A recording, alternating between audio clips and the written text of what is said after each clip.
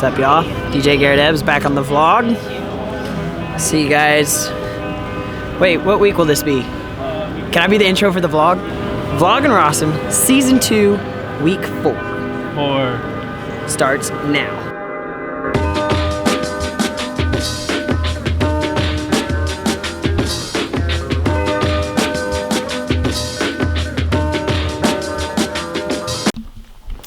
I've had my beard since the beginning of the summer, last summer, which was... We have to spend a ton of time together. So I've had this since the summer, and I don't want a beard anymore, so I'm about to shave it. No! Just do it!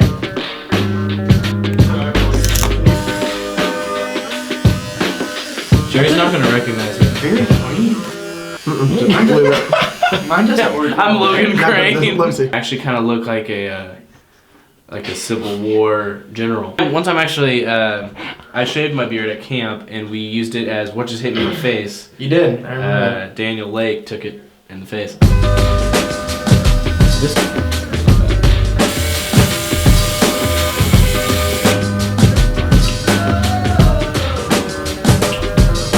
My face is about to see sunshine for the first time in a lot of months. You want to start a vlog? What? You want to start a vlog together? Yeah. Carter and Brian. Browder.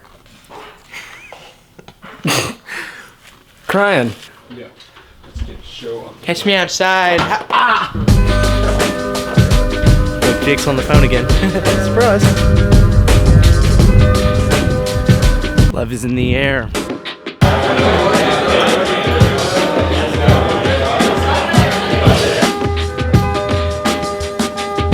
How you doing, Nick? I'm good. I'm doing great.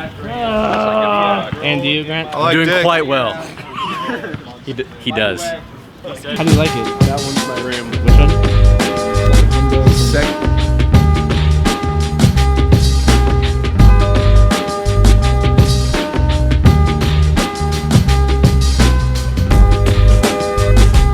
Happy birthday!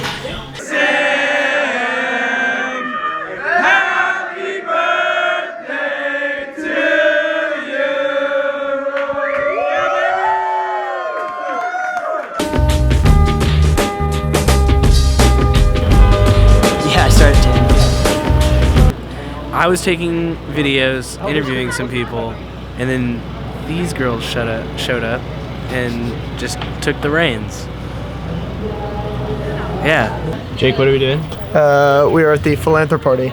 Philanthrop. Y'all are checking people in? Yeah, we are. How's that going? You see your name on the list? I don't know. His name's not on the list. Grill and fish, soft tacos. That's a lot of money. How's it going? Pretty good. Oh yeah. I just took a video of me shaving my mustache, and then I realized I wasn't taking a video. So, but it's all gone.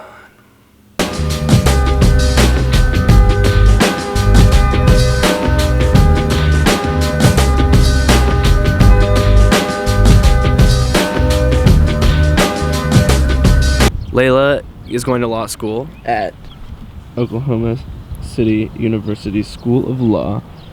Does that make you excited? Makes me very excited. Am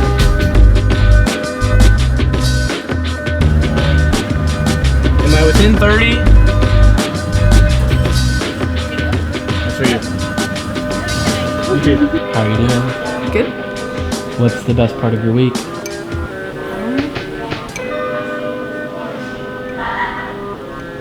This week was sort of a blur. They also go up. So you have this. And then if you pull it down, they say just... Here's the grill Tonight I'm DJing for SAE. They have a date party called Plantation. I really don't know what that means, but I'm DJing tonight and tomorrow night is my last gig ever in college. We're DJing at Classics.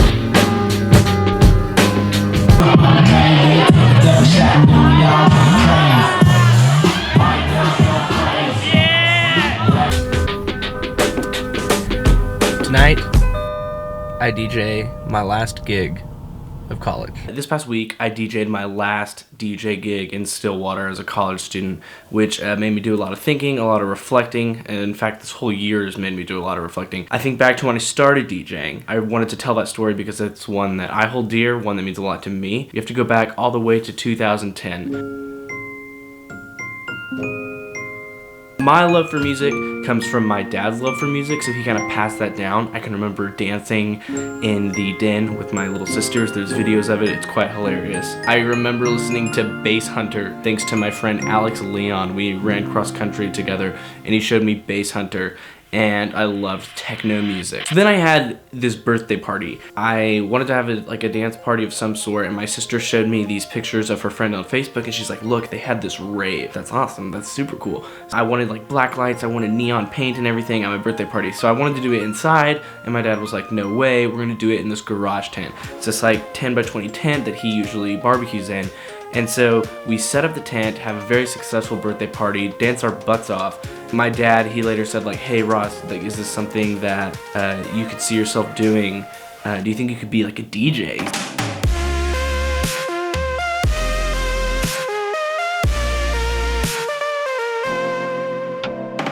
Like, you could make this a business. And I was like, yes, let's do it. And then Ross's raving tent was born. I remember DJing my very first gig. I was using iTunes. It was for Lauren Gula. It was her birthday party, and I can remember listening to techno music, DJing in her garage. I did it for free, and her dad gave me a hard drive that's like packed with tunes. But that first gig, I remember DJing on these pair of Behringer powered speakers, and those are literally the speakers that I use today, which is kind of nuts because those speakers have been with me from the very first gig that I DJ'd till the very last. After that, I was DJing anything and everything I could find. I was doing block parties, I was doing birthday parties. It was always kind of awkward. I would like show up at a place and just hope that my equipment would be loud enough for their party. And I remember using these two like home theater JBL speakers of my dad's and just like pushing them as hard as they can. And they sounded awful. It's like really high, like really trebly, not a lot of bass. My parents would drive me to these gigs. We loaded up the Nissan Quest and drove out, and they would drive me back, and it was hilarious. What is your favorite part about DJing a party? My favorite part about DJing, I like seeing all the people having a good time. That's always really fun. I like it when I DJ parties like with my friends there, or like when my friends are like at the party, or like party for my friends, because then like they know me like up on the booth, and it's a cool thing. I like that. At that time I was just DJing off of iTunes. And then from that, I really wanted a mixer. I got this new Mark mixer and used 2 iPods, and it was like literally a 2-channel mixer. I would just go boom, boom, boom, boom. Right around this time, me and my friend Danny Green and Connor Brent, we would get together and we'd have these raves. And we invited like 100, 150 people, and everyone would come out on a Friday night, and we would just dance our butts off. And we weren't like the crazy like high school partier people. I mean, some of us might have been. I was not personally. But we just had good fun. We'd just crank up the tunes loud. It'd usually be on a summer night. We'd all jump in the pool afterwards. I want to say there were like 3 or 4 raves that happened. And then the last one was probably the biggest one of all. The cop told us that it was the biggest house party he had ever seen in Flower Mound. So then I bought some speakers. I remember bartering my drum set, my old drum set, for this pair of powered speakers. I was DJing a variety of events. I did a bat mitzvah once, which was kind of fun. I was DJing a lot for Quorum Deo Academy, just like little dances, Sadie Hawkins dance, proms. And when I went to college, my mom was like, Ross, you really need to find a job. Like, I want you to find a job like your sister. And I didn't want that kind of desk job, and that I didn't want to just like sit. And I told her, I said, I'll start DJing, and I can do that for money. But I got to college, and as far as like my DJ career goes, the Beta Love Rave in February, my freshman year, was like one of the greatest days of my entire life. I had always dreamed of DJing the Beta Love Rave. I think I've mentioned it before.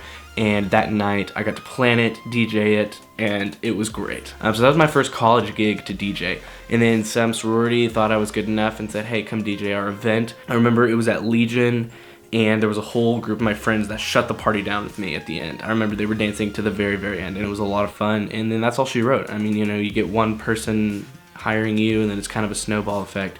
And out of all the gigs that I DJ'd in my life, the ones that I did for all my friends at college was definitely the best, and definitely the ones that I'll remember the most. I always dreamed of DJing in front of big, huge crowds. Like back in high school, I was like, that would be so awesome. And I remember seeing all the big time DJs doing that. And then I realized in college that, like, yes, that's fun. And I did DJ in front of like decent sized crowds every now and then. But like the most fun is when you and all your friends are jamming. Throughout college, I used the same speakers, the same lights, the same everything from back when I was in high school. And it's not about the equipment, and it's not about the fancy stuff or looking cool. It's about the tunes you play and the people you play them for. But I would never want to do what every other DJ is doing. I always tried to stay away from that. So to anyone who's ever like jammed at a party with me or DJ'd alongside of me, or most importantly helped me haul my equipment to my car and back, this is a huge thank you to you, because y'all play a very important part in my DJ story.